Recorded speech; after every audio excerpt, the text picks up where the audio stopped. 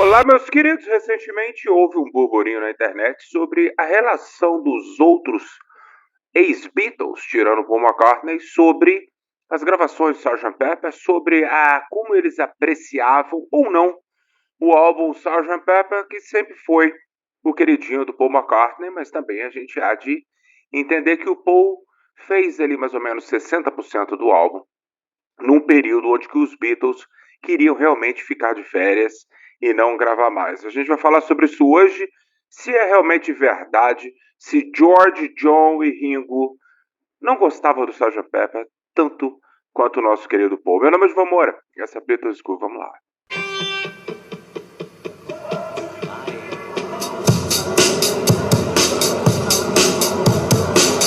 Meus queridos, o que foi que aconteceu? O que foi que aconteceu? Que eu andou pipocando pela internet um dia desse aí.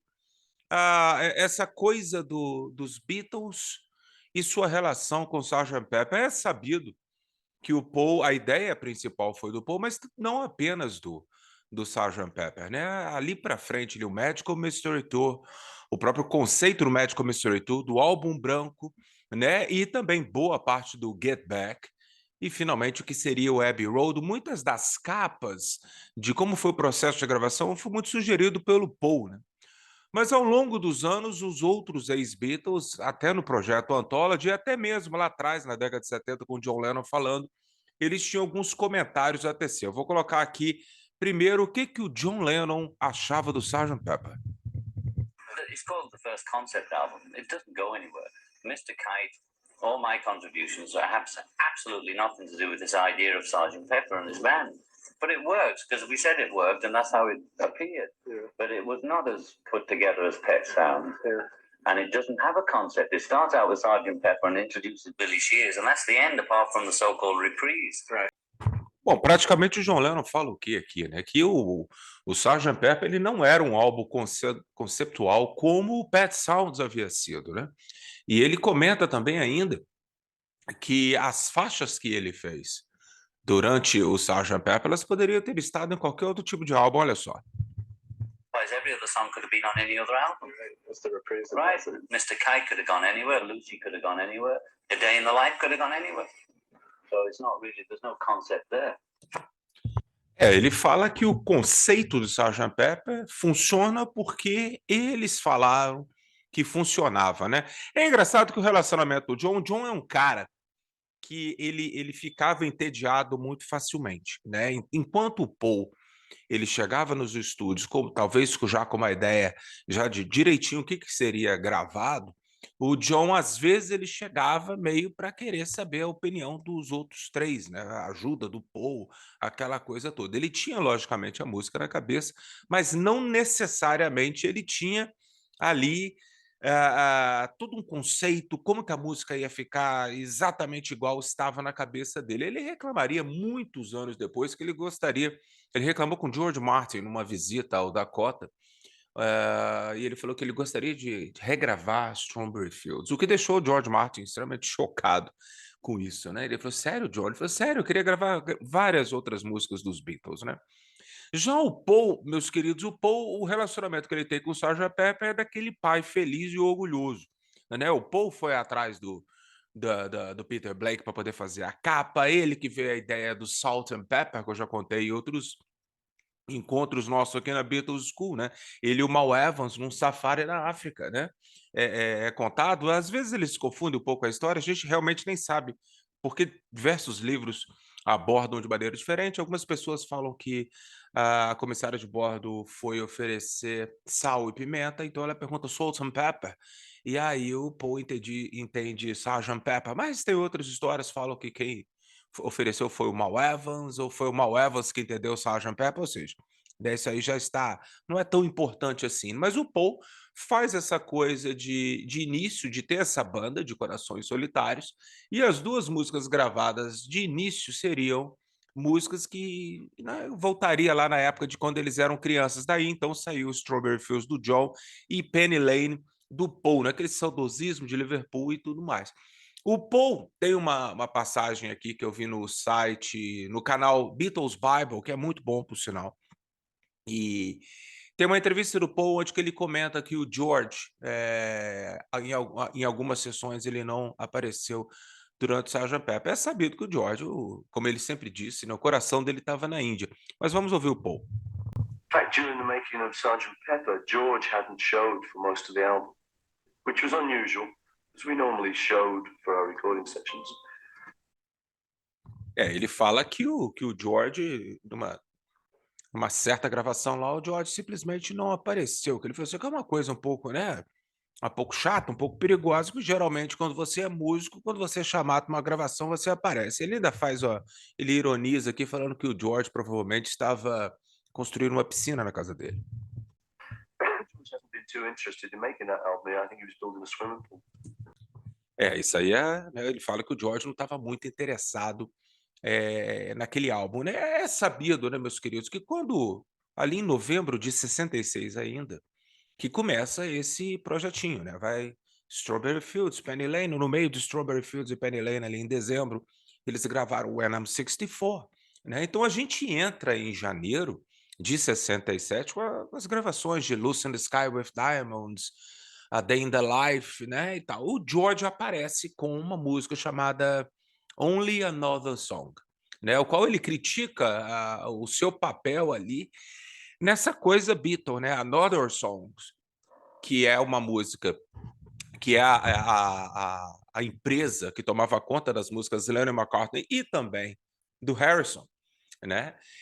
O George recebia um percentual muitíssimo pequenininho, das músicas, né. Chega ao ponto que houve uma piada, eu não sei se é verdade, que o John e o Paul, por eles serem os majoritários ali na Another Song, numa eventual música do George, eles receberiam até mais royalties do que o próprio George Harrison, para vocês verem como é que o negócio ali era desigual, né. Então o George, com o final do Rubber Soul e do Revolver, com o final das turnês, fica muito difícil a gente tentar imaginar como eram os Beatles dentro de estúdio, porque não era mais, vamos dizer assim, uma banda, era um bando de músicos que estavam gravando ideias que estavam dentro da cabeça deles. Então o que acontece? O George reclamou diversas vezes que o Paul chegava os Beatles, o George chegava com sua case de guitarra e tal, quando ele abria a sua guitarra, o Paul falava com ele: "Não, não, não, hoje a gente não vai usar guitarra não, pode fechar". Então o que acabava acontecendo com o George? Muito provavelmente ele ia embora para casa, né, ou ele ficava ali de bobeira, e isso deveria ser um tanto quanto estressante. Então no dia seguinte, ele devia perguntar ao Paul, será que poderia me avisar, né, amanhã a gente vai gravar alguma coisa de guitarra, o povo fala: "Não, se precisar de alguma guitarra aqui eu toco". Então isso é muito depreciativo, isso deveria ser muito irritante para o George Harrison, então talvez isso explique algumas ausências do George durante as gravações de Sgt. Pepper, né. E lá para quê, né, meus queridos, e lá para quê, né. E, lógico que isso culminaria em diversas brigas lá em 69 no Get Back, né, então o Paul já fora chamado a atenção pelos outros ex-Beatles de: "Porra, maneira aí meu querido, né, a gente é uma banda", e tudo mais. Por isso que o Ringo preferia muito mais o álbum branco do que o Sgt. Pepper, porque eu acredito que o Magical Mystery Tour ele tenha ido no mesmo caminho ali. 67, os Beatles eram a banda do Paul, com participações especiais do John Lennon, e o George, o Ringo, talvez, seriam apenas músicos de estúdio, né. Ringo sempre reclamou de que durante o Sgt. Pepper, ele aprendera a tocar a jogar xadrez. Por que dessa ironia? Porque ele não tinha nada para fazer. Sgt. Pepper for me was great because it's a fine album. It's a fine album, but I did learn to play chess on it because I'd have so much spare time. You know, we do the basic track and then we put other stuff on, and then the percussion would be overdubbed later and later. You know. É o que ele fala, né, a parte dele, eles gravavam a basic track, né, que geralmente, como diz o George, e a gente tem confirmação que se vocês tiverem, informações do livro que veio na edição de luxo do Sgt. Pepper, o George Harrison, você vê que a banda era Paul e Ringo, na maioria das músicas do Paul, né, os overdubs, como o Ringo disse aqui, seriam feitos um tempo mais tarde, semanas mais tarde, até um mês mais tarde, com percussão e tudo mais. Então o Ringo não tinha muito o que fazer, mas ele educadamente ficava ali, porque era típico do Ringo, né? Ele estava sempre pronto para tocar. Agora, o George Harrison já tinha uma lembrança um tanto quanto ruim do Sgt. Pepper, por quê? Porque a música dele, Only Another Song, que eu havia mencionado, o George Martin chamou a atenção dele e falou que a música não era tão boa assim para estar dentro do Sgt. Pepper com o material que eles já tinham, né? Então o George vem com outra música, Within You, Without You, que nenhum Beatle toca, né? Da mesma forma que She's Living Home, nenhum Beatle toca, é apenas a moça, né, lá na harpa, né, e mais o George Martin. O George Martin, não, que na verdade quem fez o arranjo daquela música foi um outro produtor, e o Paul e o John cantando. Mas vamos ver a opinião do George. It was kind of a bit tiring, or it was a bit boring because I mean, I had a few moments in there that I enjoyed, but generally, I didn't really like that album much. My heart was still in India, you know. I mean, that was the big thing for me when that it happened in '66. It was after that, everything else seemed like hard work. You know, it was a job. It was like doing something I didn't really want to do. I was losing interest in being fab.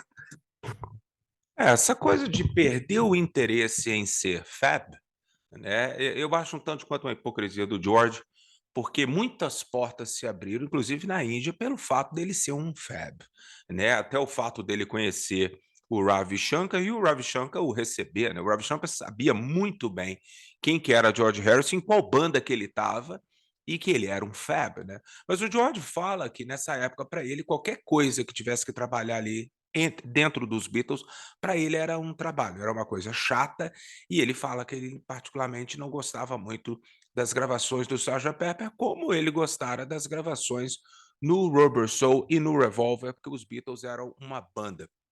Há uma parte no documentário Get Back que o George ele está conversando com o Paul, ainda em Twickenham, e ele fala que ele não participou muito dos outros discos, né, ativamente, né, que ele falou apenas o último era o álbum branco, que ele falou que eu tive, né, dei uma atenção maior. Se vocês forem ver as basic tracks do álbum branco, praticamente George, Paul e Ringo, tirando a parte quando o Ringo viajou, eles estão em todas as faixas, né? O John Lennon, ele tinha aquela coisa que aconteceria em Abbey Road, e aconteceu em Revolver, porque agora a gente tem informação. O John, ele só se interessava em tocar nas músicas que era dele, né? No Revolver, praticamente, ele não toca em nenhuma música do Paul e do George. Ele só toca mesmo nas músicas que eram dele, né? É lógico, ele canta, ele faz backing vocal, mas parece que os Beatles, a partir do Revolver, quando ele se transforma em uma banda de estúdio, não necessariamente era obrigado a todo mundo participar das faixas. Eles lidavam muito bem com isso. O que aconteceu foi que lidaram tão bem com isso que quando chegou na época do Get Back, ali em janeiro de 69, eles já não eram mais uma banda, né? Uma banda unida como eles eram na época do Cover, na época do Please Please Me, do With the Beatles, né? Ali já tinha esse problema de que, né, a gente não tocava mais, a gente tocava o que era necessário para determinadas faixas. Então vem daí, talvez, uma não apreciação pelas gravações do Sgt. Pepper, mas sim uma apreciação do George, do Ringo e do John sobre o material pronto. Não há como eles criticarem Sgt. Pepper. O John não critica Sgt. Pepper, o álbum. Ele só diz que as músicas dele não faziam parte daquele contexto e elas poderiam muito bem ter sido espalhadas em outros álbuns sem problema algum, né? E o George com essa coisa com Paul, a qual eu acredito que o George tenha razão em parte, e acredito que o Paul também tenha razão, porque a partir do momento que eles eram músicos de estúdio, o Paul já chegava ali com uma ideia fixa na cabeça e aí ele gravaria as coisas, só que ele faltou do jeito que ele queria, só que faltou um pouco de tato dele lembrar que os Beatles eram 4, não eram apenas ele, né? Então é isso aí, meus queridos, essa aí pelo menos é a minha opinião sobre o que os Beatles achavam sobre Sgt. Pepper. É a minha opinião em cima de uma opinião que foi dada numa opinião na Beatles Bible. Um grande abraço para vocês, tudo de bom.